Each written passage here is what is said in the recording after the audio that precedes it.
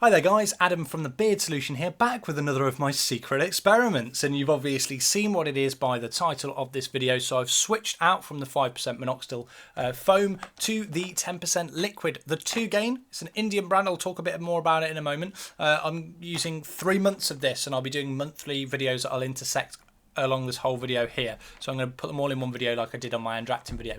I've actually just finished Andractin today. It is the 10th of June. So on the 11th of June, as of tomorrow, I'll be switching to the Tugain.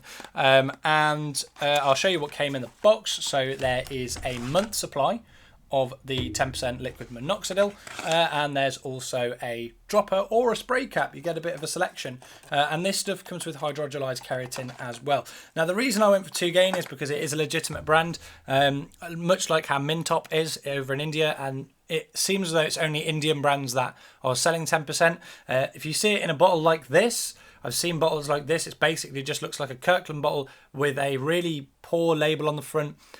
I would avoid it if I were you. It doesn't look legitimate to me, so I'm going to stick with 10%. From what I know, this is just minoxidil and alcohol. I suspect probably propylene glycol and hydrogenized keratin, which is supposed to be good for the health of your hair. I'm not so sure.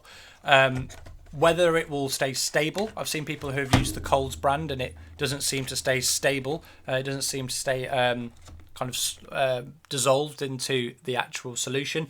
So I'm hopefully with a more well-known brand going to avoid that.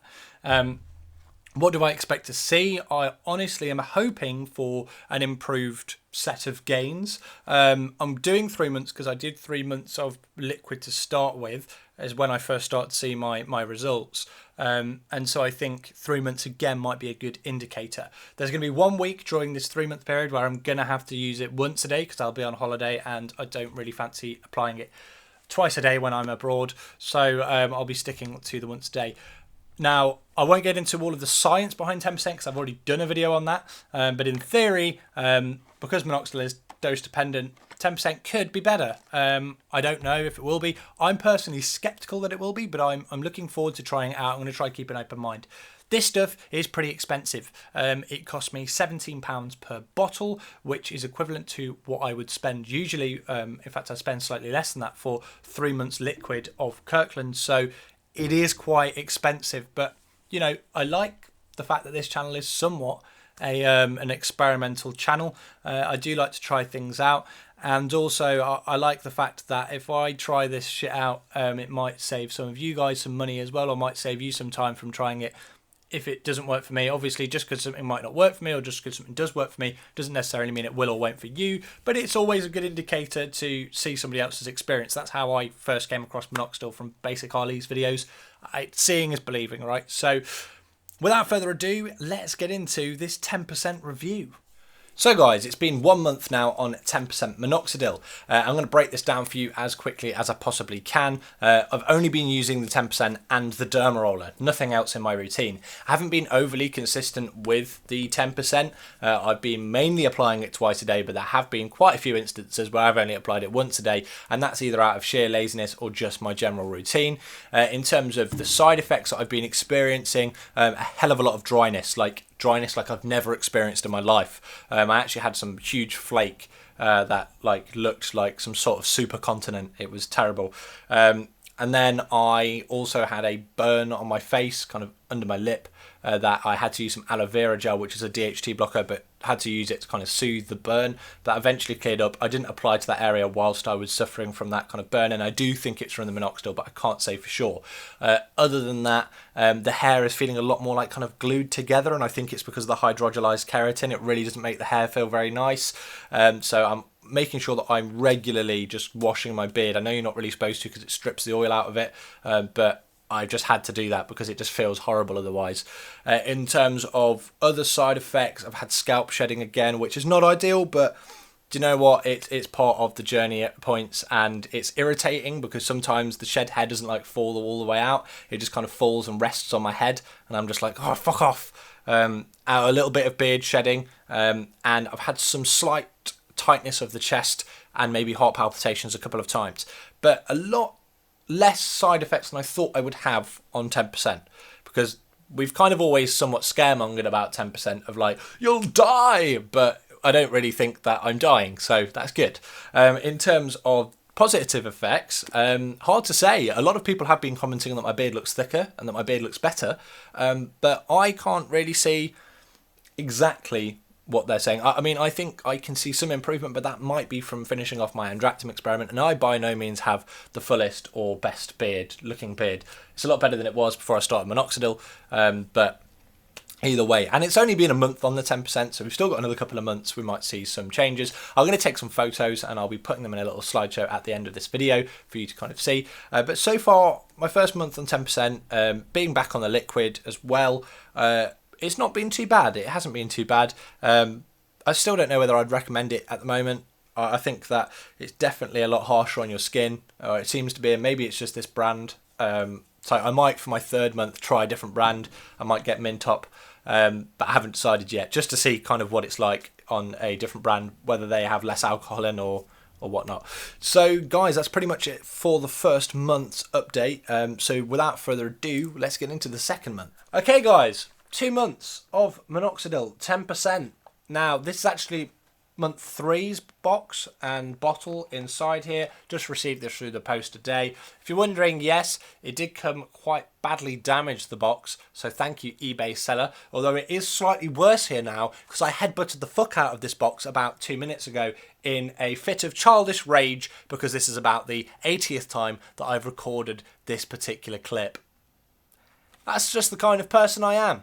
So, I'm going to do a quick rundown for you. This has become a lot more popular on the Minox Beard Spot recently, and a lot more people talking about 10% Minoxidil. In fact, I actually think that's the reason why I couldn't get hold of Mintop, which I really wanted to try out for my third month, but it doesn't really matter at all. So, talk about side effects that I've been experiencing. They seem to have reduced this month. So last month I was having a whole host of side effects that seem to have subsided for the most part.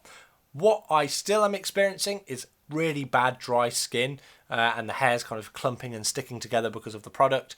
Other than that, my scalp shedding has reduced significantly. It's pretty much stopped happening almost, which is good. Scalp shedding is nothing to worry about, guys, by the way. And also things like heart palpitations and chest tightness have stopped completely for me now. I'd never experienced them really on Minoxidil until I tried the 10%. I did experience them a lot on the 10% in the first month, but I did experience them a little bit. I'm not experiencing them at all now. I'm also not getting any kind of burns or like really sore marks on my skin, which I was getting when I first started using the 10%. So that is potentially good news. Maybe my skin's just getting much more used to it. Is that good news? I think that's good news. In terms of progress, I like to think my beard looks and feels a bit fuller. That could be for a few reasons. One, I dyed it not that long ago, a few weeks back. Also, I've been letting it grow. I have had a trim recently, but I've been letting it grow. And also, I finished that Andractim experiment, and maybe it's those hairs that shed that are now returning. So maybe that's what's helping it look like that. But either way, from current standing, I do think 10% is helping my beard. I feel as though it's a bit thicker on the cheeks, not loads, but a bit. And so we'll see. I'm really looking forward to actually see the end of the third month, because I feel as though this past month, the first month I don't feel like I really saw anything, but I do feel like this past month it has started to improve. And I've seen a lot on my other videos, people saying, Adam, your beard's looking like a lot fuller. What's your secret? And it's either the Andractim or it's the 10%. Who knows? It could be a combination of the two. But people have been saying that, which has been quite interesting, that other people are noticing it as well. Anyway, I'm going to put a little slideshow at the end of this video. I might have already told you that. I don't remember. But I'm going to do that. And so stay tuned for that. And we'll be able to see my progress. Bear in mind, obviously, I've been letting it grow. I've had a little bit of a trim here and there, but I've been letting it grow. So we do have to factor that in when looking at those photos. But without further ado, let's get into month 3.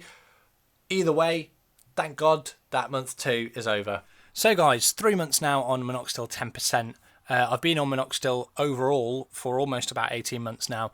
What I will say about the 10% is that it's definitely a lot more expensive, but I do feel as though if you are not seeing any gains on the 5%, it's a worthwhile investment. And I'm talking about after like maybe 8 months to a year of being on 5%. If you haven't seen anything, then maybe try out the 10%.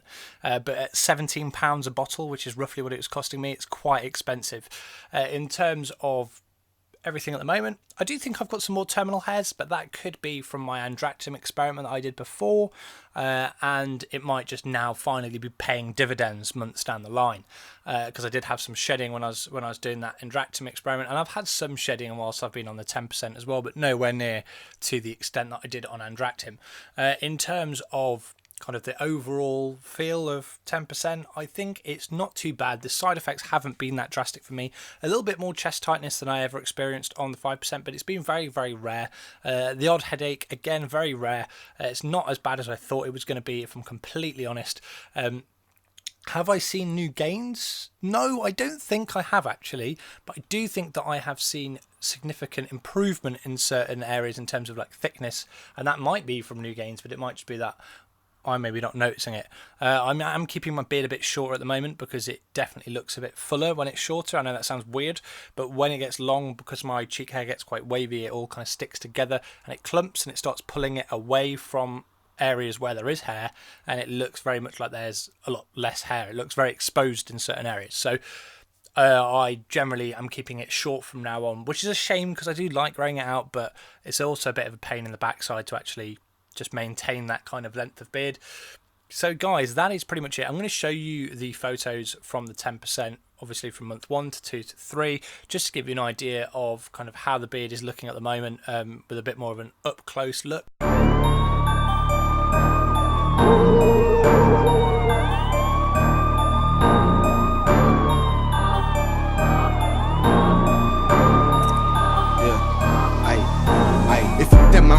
Merchandise, I wouldn't let that slide out, ride out every day. Even my friends that don't want to ride, when I ride out, the niggas. But that is pretty much it, guys. I hope you've enjoyed my little secret experiment again. I'm going to be talking about another thing that I'm going to be trying on my 18-month video, so make sure you stay tuned for that. Video should be out on the 15th of September. But hopefully this has been eye-opening for those who are looking to try the 10%, and hopefully I've been able to impart some kind of my opinion and observations from trying 10%. Obviously things may vary for you, just do bear that in mind. But thanks very much for watching, guys. If you did like this video, then please do hit that like button. If you want to keep up to date with videos on this channel, remember they're not going to be as frequent, but there are still going to be videos, then hit that subscribe button. And if you do have any questions, comments or queries, then please pop them in the comments box below. I've been Adam at The Beard Solution, and I will see you guys again next time. And also don't forget to subscribe to my new channel. Some man said I'm going to put a link down in the description. You might not like it, you might do, but go and subscribe to the new channel. Cheers. You don't rate me 'cause I ain't got a blue tick, but I got one on the top that gave me. I don't even know what's real.